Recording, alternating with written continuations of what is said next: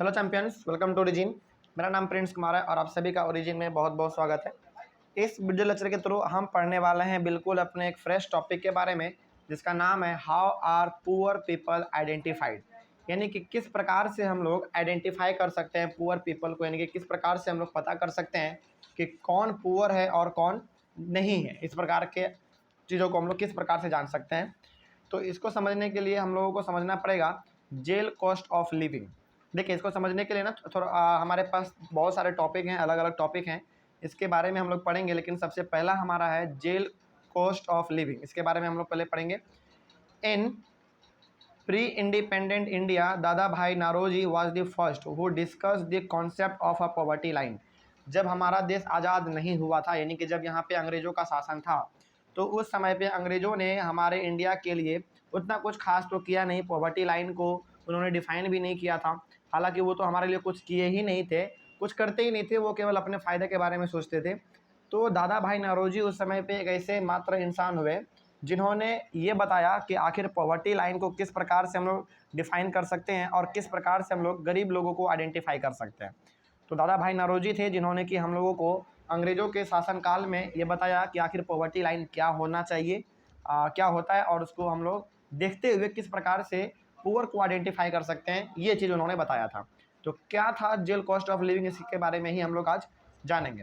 तो Dadabhai Naoroji use the menu for a prisoner and use the appropriate prevailing prices to arrive the jail cost of living. देखिए, उन्होंने jail cost of living इसलिए कहा ना, क्योंकि देखिए जेल में जो हमारे लोग रहते हैं ना, उनको तो समय पे खाना मिलता है।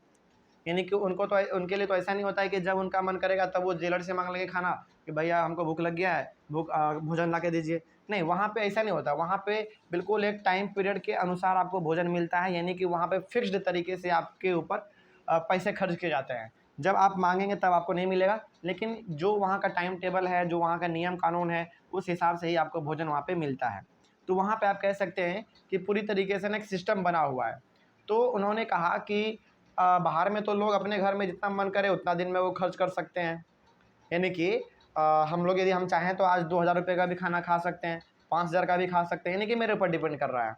लेकिन जेल में ऐसा नहीं होता है। जेल में आपको जो मिलेगा वही आपको खाना पड़ेगा, यानी कि वहाँ पे फिक्स्ड है, वहाँ पे आप ज़्यादा खर्च नहीं कर सकते हैं, है ना। ये था, इसीलिए इन्होंने निकाला था जेल को लेकर ये कॉन्सेप्ट, इसीलिए इसका नाम पड़ा है जेल कॉस्ट ऑफ लिविंग। और ये अभी ख़त्म नहीं हुआ, ये तो अभी स्टार्ट हुआ और हम लोग इसके बारे में पढ़ेंगे।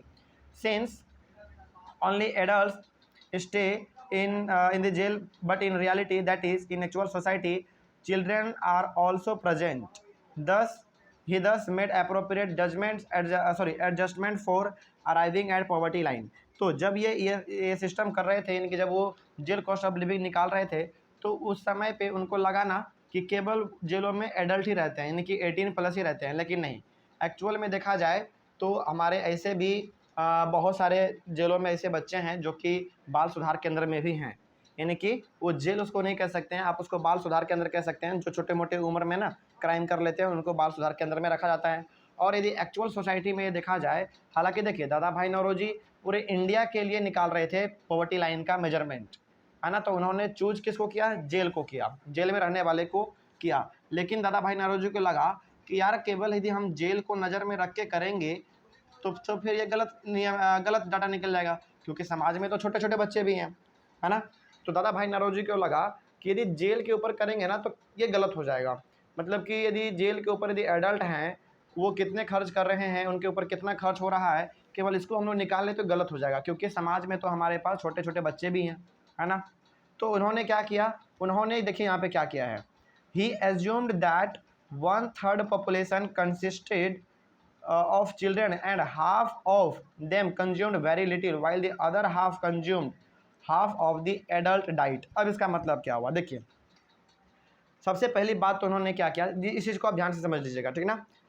सबसे पहली बात तो आप ये बताइए कि समाज में, यानी कि सोसाइटी में एडल्ट भी रहते हैं, यानी कि 18+ भी रहते हैं, उसके बाद फिर 18 से नीचे भी रहते हैं, और उसके बाद जो सबसे छोटे होते हैं, यानी कि जिनका अभी अभी जन्म हुआ है।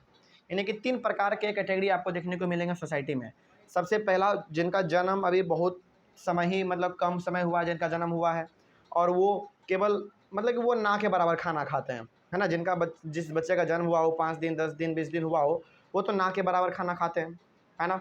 अब पहला वो हो गया हमारा। दूसरा वो बच्चे जो कि भोजन खाते हैं लेकिन एडल्ट नहीं है, यानी कि 18 से नीचे हैं। और तीसरा वो जो कि 18+ है। तो दादा भाई नौरोजी को लगा ना कि ये तरीका ठीक रहेगा, तो उन्होंने क्या किया, उन्होंने 2/3 पॉपुलेशन मान लिया किसका, एडल्ट का। देखिएगा ध्यान से, 2/3 यहाँ पे जो लिखा हुआ है ना, ये लिखा हुआ है हमारा एडल्ट का पॉपुलेशन, और उन्होंने 1/3 पॉपुलेशन माना बच्चों का। और उस बच्चे में हमारे दोनों बच्चे आ गए जो कि बहुत अभी तुरंत पैदा हुए हैं वो, और वो बच्चे जो कि भोजन अपना खाते हैं, यानी कि फूड का वो कंजम्पशन करते हैं। इस चीज़ को ध्यान से समझ लीजिएगा। तो सबसे पहले उन्होंने क्या किया, पॉपुलेशन को 2 अलग अलग हिस्सों में बांटा। पहली बार में उन्होंने, चलिए देखिए यहाँ पे, पहली बार उन्होंने एक तरफ इधर इस साइड में उन्होंने बनाया 1/3, जिसमें कि हमारे दोनों प्रकार के बच्चे थे, जिनका जन्म अभी हुआ है वो भी, और जो बच्चे भोजन खा रहे हैं वो भी, लेकिन जो 18+ नहीं है, यानी कि एडल्ट नहीं है, वो हमारे 1/3 वाले में आ गए। और 2/3 वाले में केवल और केवल उन्होंने एडल्ट पॉपुलेशन को रखा। फिर अब आगे, इधर हमारा था 2/3 और इधर हमारा था 1/3। अब इस 1/3 में 2 कैटेगरी है ना, एक ऐसे बच्चे का कैटेगरी है जो कि कुछ नहीं खाता पीता है, और एक ऐसे बच्चे का कैटेगरी है जो कि खाता पीता तो है लेकिन 18 से भी नीचे है। तो जो बच्चे कुछ खाएंगे ही नहीं, कुछ पिएंगे ही नहीं, है ना, तो उनको जैसे देखिए यहाँ पे हमारे पास सबसे पहले तो 1/3 था, 1/3 में हमारे पास 2 कैटेगरी बट गया, एक ऐसे बच्चे का जो कि कुछ नहीं खाता है, और एक ऐसा बच्चा जो कि कुछ खाता है लेकिन 18 से नीचे है। तो 2 कैटेगरी में बट गया ना, तो 1/3 को आप 1/2 से मल्टीप्लाई करेंगे ना, तो आएगा आपके सामने 1/6। और ये 1/6 आया किसका, उस बच्चे का जो बच्चा कुछ नहीं खाता है। तो ये 1/6 हमारा हो गया नील, यानी कि वो कुछ खाता ही नहीं है ना, वो कुछ खाता ही नहीं है। उसके बाद फिर दूसरे कैटेगरी का जो हमारा बच्चा था वो भी 1/3 था, उसका भी 2 अलग अलग हिस्से में बटा हुआ था, है ना, यानी कि इधर जो हमारा 1/3 था, 1/3 में हमारा 2 कैटेगरी था, एक ऐसे बच्चे का जो कि कुछ खाता ही नहीं है। तो जब कुछ खाता ही नहीं है तो उसको आप 1/2 से मल्टीप्लाई करेंगे। अच्छा, 1/2 से क्यों मल्टीप्लाई करेंगे, क्योंकि ये 1/3 वाला हमारा 2 कैटेगरी में बटा हुआ है, एक कैटेगरी जो बच्चे कुछ नहीं खाते हैं और एक कैटेगरी जो हमारे जो बच्चे खाते हैं, है ना, तो 2 कैटेगरी में बटा हुआ है। तो अब जब आप इस इधर वाले बच्चे को जो कुछ नहीं खाता है उसको जब आप 1/2 से मल्टीप्लाई करेंगे तो आएगा 1/6। लेकिन 1/6 तो आएगा, लेकिन क्या वो कुछ खाते हैं, नहीं खाते हैं, तो वो हो गया हमारा नील। उसके बाद इधर का जो बच्चा था इसको भी आप 1/2 से मल्टीप्लाई करेंगे। क्यों करेंगे 1/2 से मल्टीप्लाई, क्योंकि ये 2 हिस्सों में हमारा बटा हुआ था। तो जब आप इसको मल्टीप्लाई करेंगे ना, इसका आएगा 1/6, इसका भी 1/6 आएगा। लेकिन ये क्या करता है, ये एडल्ट के आधे भोजन को खा लेता है, एडल्ट के आधे भोजन को खा लेता है। तो आपके सामने यहाँ पे सबसे पहले दादा भाई नौरोजी ने यहाँ पे 2/3 रखा, 2/3 में हमारे केवल और केवल इधर आ गए एडल्ट पॉपुलेशन, और इधर हमारा 1/3 में आ गया वैसे बच्चे जो कि कुछ नहीं खाते हैं और वैसे बच्चे जो कुछ खाते हैं लेकिन 18 से कम है। तो यहाँ पे 2 कैटेगरी हमारा बट गया। तो 1/2 से आप 1/3 में मल्टीप्लाई करेंगे तो आपके सामने पहला आएगा 1/6, लेकिन ये कुछ नहीं खाता है, तो ये हो गया हमारा नील। और ये हो गया हमारा 1/6, क्योंकि ये कुछ ना कुछ तो खाएगा, और ये कितना खाएगा, ये उतना ही खाएगा जितना कि एक एडल्ट इंसान खाता है, उसका ये आधा खाएगा। ठीक है, तो अब जब आप, और ये 2/3 कौन सा हो गया हमारा, 2/3 वो इंसान हो गया जो कि एडल्ट है, जो कि पूरी तरीके से अपना भोजन खाता है। तो जब आप इन सभी को कैलकुलेट करेंगे ना, सभी को जब आप कैलकुलेट करेंगे, ये तो नील हो गया, इसका मतलब तो कुछ नहीं हुआ, 0, है ना, 0 हो गया ये हमारा। और 1/6 और 2/3 जब आप इन दोनों को ऐड करेंगे तो आपके सामने टोटल आएगा 3/4, यानी कि 3/4 आपके सामने आएगा। अब ये क्या चीज़ ये क्या शो कर रहा है, इसी के बारे में हम लोग थोड़ा सा जान लेते हैं, ठीक ना।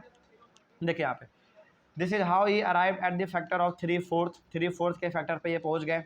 अब इसका मतलब क्या हुआ, इसका मतलब थोड़ा सा और हम लोग समझ लेते हैं। देखिए, इसका मतलब ये हो गया, 3/4 का मतलब ये हो गया कि जेल में ऑन एन एवरेज एक इंसान के ऊपर 3/4 खर्च किया जाता है। यानी कि यदि मान लीजिए 100 रुपये हैं तो 100 रुपये में से एक इंसान के ऊपर 75 रुपये खर्च किए जाते हैं, यानी कि 75 रुपीज़ खर्च किए जाते हैं। और ये 75 रुपीज़ जो है, जो एक इंसान पे खर्च किया जाता है जेल में, यदि उसके आसपास आप हैं तो माना जाएगा कि आप गरीबी रेखा के ऊपर हैं, यानी कि यदि 3/4 से आपके पास इनकम ऐसा है तो माना जाएगा कि आप थोड़ा सा गरीबी रेखा से ऊपर हैं। लेकिन यदि 3/4 से आपका इनकम नीचे आया, यानी कि 75 रुपीज़ से यदि आपका इनकम कम आया, 75 अप्रॉक्स हम लोग ले रहे हैं, ठीक ना, तो वो यदि उससे कम आया तो माना जाएगा कि आप गरीबी रेखा के नीचे हैं, यानी कि आप गरीब हैं। तो ये बहुत ही अच्छा कॉन्सेप्ट था दादा भाई नौरोजी का दिया हुआ, जिन्होंने ये बताया कि जेल के ऊपर यदि बनाया जाए ना ये चीज़ तो ज़्यादा बेटर होगा, ज़्यादा बेटर होगा। बेटर इसलिए हो जाएगा क्योंकि जेल में जो खाना मिलता है ना, जो भोजन मिलता है वो बिल्कुल सटीक मिलता है और सही में मिलता है और समय पे मिलता है ना। तो ये हमारा कॉन्सेप्ट था दादा भाई नौरोजी का। आई होप आपको समझ में आ गया होगा और आप ये कैलकुलेशन एक बार करके देख लीजिएगा, ठीक ना। तो ये हमारा चिल्ड्रन का था 1/3। 1/3 हमारा 2 हिस्से में बटा हुआ था, तो दोनों को आप 1/2 से मल्टीप्लाई करेंगे, 1/6 आपका आएगा। लेकिन ये वाले बच्चे हमारे कुछ नहीं खाते हैं तो 0 यानी कि नील, और ये वाला 1/6, और ये पूरा जो पूरी तरीके से खाते हैं भोजन वो अपना हो गया 2/3। इसको कैलकुलेट करेंगे आपके पास आएगा 3rd 4th। तो इसका मतलब यही हो गया कि एक जेल में एक इंसान के ऊपर एक दिन में 75 रुपीज़ खर्च किए जाते हैं पूरा मिलाकर। और यदि उसके ऊपर आपका इनकम है, 3rd 4th से यदि आपका इनकम ऊपर है तो माना जाएगा कि आप गरीब नहीं हैं, और यदि इससे नीचे है तो माना जाएगा कि आप गरीब हैं, ठीक ना। चलिए आगे बढ़ते हैं फिर।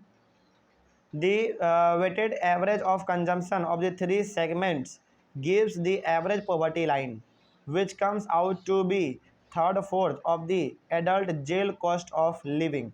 तो ये जो एवरेज निकाला गया था, ये जो दादा भाई नौरोजी के द्वारा जो निकाला गया 3rd 4th का कॉन्सेप्ट, ये हमको एक एवरेज बताता है कि आखिर यदि आप इसके ऊपर हैं, 3rd 4th के ऊपर हैं, तो ये माना जाएगा कि आप थोड़ा बहुत ठीक हालत में हैं, यानी कि आप गरीबी रेखा के ऊपर हैं। लेकिन उससे नीचे हैं तो फिर आपको गरीब माना जाएगा। तो इसी प्रकार से हम लोग आइडेंटिफाई करते हैं किसी भी पुअर को, ठीक ना। चलिए, तो आई होप आपको समझ में आ गया होगा ये टॉपिक। अगले क्लास से हम लोग और भी अलग अलग प्रकार के टॉपिक हैं हमारे इस चैप्टर में, इसको भी हम लोग डीपली डिस्कस करेंगे, ठीक ना। चलिए, तब तक के लिए thank you very much and have a nice day.